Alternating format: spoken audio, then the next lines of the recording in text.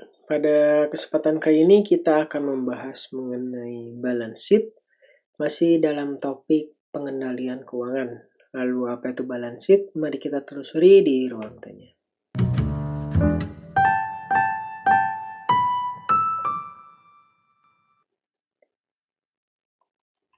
Assalamualaikum warahmatullahi wabarakatuh. Langsung kita lihat pembahasannya mengenai balance sheet. Setelah rencana dibuat dalam budgeting, lalu rencana tersebut dijalankan berdasarkan pertimbangan dari data cost accounting, maka tahap selanjutnya adalah mengukur performa aktual.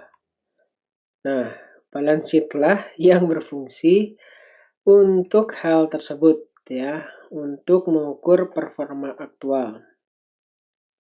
Definisinya adalah balance sheet merupakan rangkuman saldo keuangan dari sebuah organisasi atau sebuah perusahaan.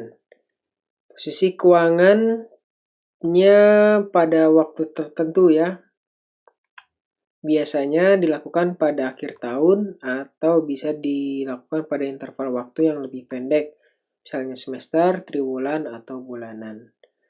Di posisi keuangannya itu screenshot hanya satu waktu tertentu saja ya, bisa di akhir tahun atau interval waktu yang sudah dijelaskan.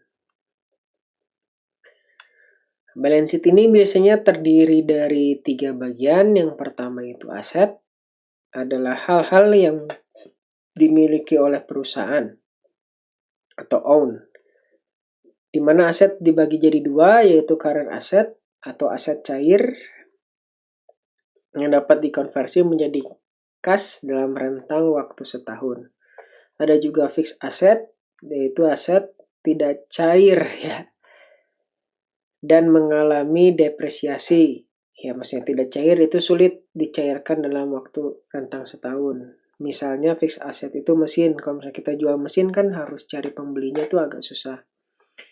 Jual gedung, jual pabrik, dan sebagainya. Kemudian ada liabilities ya, selain aset ada liabilities, di mana itu adalah hal-hal yang perlu ditunaikan kewajibannya oleh perusahaan atau OWS. Ya berhutang lah, tapi lebih cocoknya itu ya, hal yang perlu ditunaikan kewajibannya oleh perusahaan.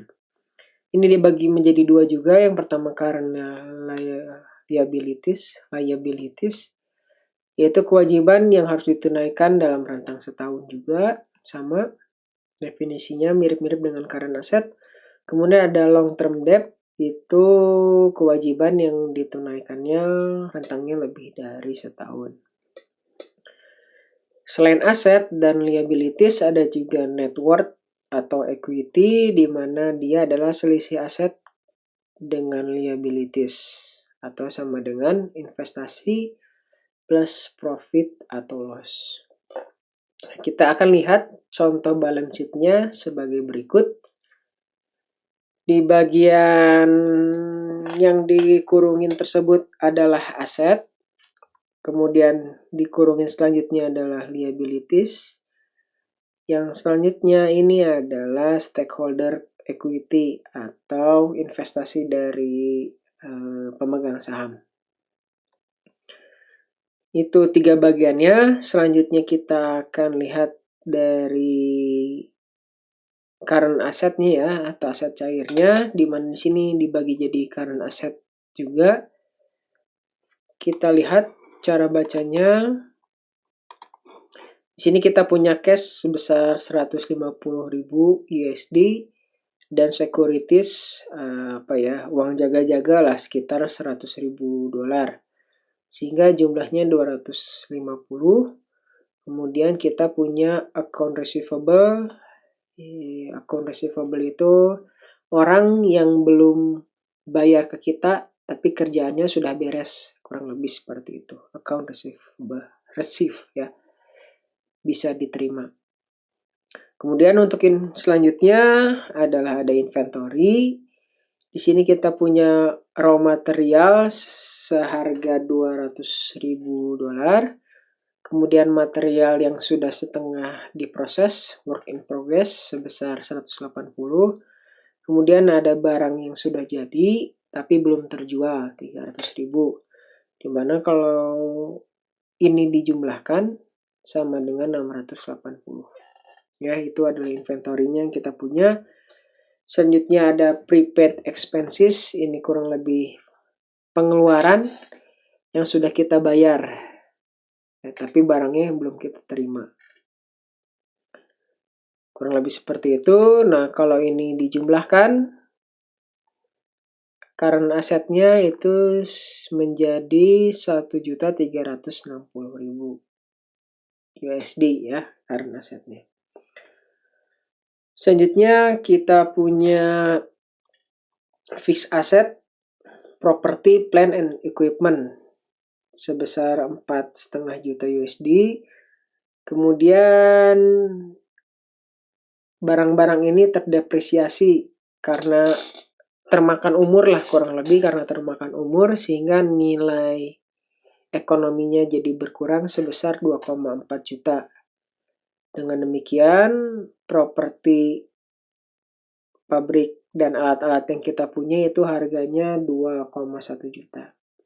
Sehingga total asetnya itu 1,36 ditambah 2,1 menjadi 3,46.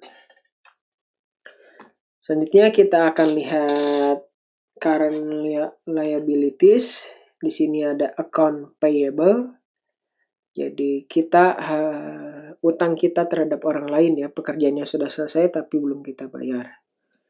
Kemudian ada installment, due within 1 year on debt. Jadi ini kalau nggak salah bunga bank ya yang harus dibayarkan pada tahun ini. Kemudian ada federal income and other taxes, ya ini pajak-pajak dan sebagainya harus kita bayarkan. Kemudian ada accrued liabilities, jadi kewajiban-kewajiban yang jatuh tempo pada tahun ini. Nah, dijumlahkan itu menjadi 500.000. Selanjutnya kita punya long term debt sebesar 1 juta, sehingga kewajiban yang kita punya itu sekitar 1,5 juta USD. Sebelah sini.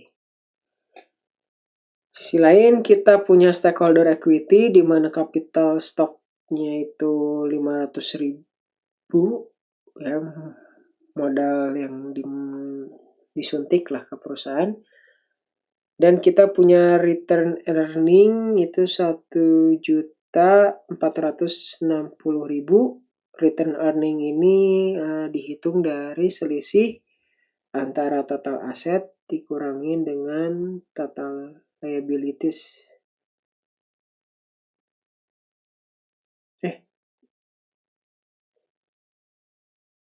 Return earning ini ini aset dikurangi liabilities dikurangi dengan investasi. Sehingga kita dapat total equity-nya sekian. Pendapatan kita sekian ya, 1,46. Ini ya, return earning ini pendapatan kita dalam tahun, misalnya setahun ini. Nah, equity-nya dengan demikian equity-nya sekitar 1.960.000 yang terdiri atas uang cashnya sekian dan berupa modal sekian. Itu cara bacanya. Sehingga total liabilities dan equity-nya itu 3.460.000. Nilai 3.460.000 ini sama dengan nilai total aset. Sehingga dia menjadi seimbang atau balance ya. Nah, makanya namanya balance sheet. Harus seimbang antara total aset dengan total liabilities plus equity-nya. Ya, itu pembahasan mengenai balance sheet. Lalu apa yang bisa kita bungkus pada kesempatan kali ini? Telah dibahas mengenai tujuan dari balance sheet. Komponen dari balance sheet yaitu aset, liability, dan net worth, serta ilustrasinya laporan balance sheet dan cara membaca ataupun menganalisisnya. Terima kasih, sekian saja, mudah-mudahan bermanfaat. Wassalamualaikum warahmatullahi wabarakatuh.